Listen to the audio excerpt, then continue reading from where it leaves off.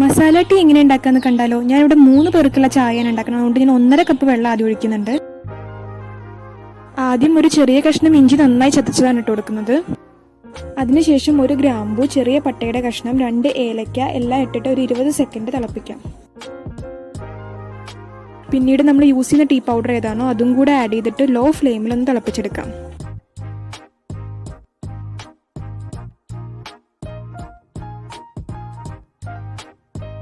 ഇനി നമുക്കിതിലേക്ക് 1.5 കപ്പ് പാലും കൂടെ ഒഴിച്ചു കൊടുക്കാം.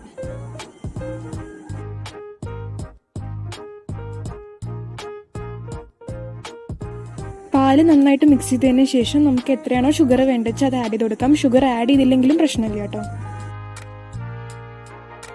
ഞാനിപ്പോൾ ഇവിടെ 3 ടീസ്പൂൺ ഷുഗറാണ് ആഡ് ചെയ്തിട്ടുള്ളത്. മീഡിയം ഫ്ലെയിമിലിട്ടിട്ട് തിളയ്ക്കുന്നത് വരെ വെയിറ്റ് ചെയ്യാം. ഇങ്ങനെ ചായ ട്രൈ ചെയ്തിട്ടില്ലാത്തവർ ഇതൊന്ന് ട്രൈ ചെയ്ത് നോക്കിയിട്ട് ഫീഡ്ബാക്ക് നമ്മുടെ കമൻറ്റ് ബോക്സിലൊന്ന് അറിയിക്കൂ കേട്ടോ. വീഡിയോ ഇഷ്ടമായിട്ടുണ്ടെങ്കിൽ സബ്സ്ക്രൈബും കൂടെ ചെയ്യാൻ മറക്കരുത്.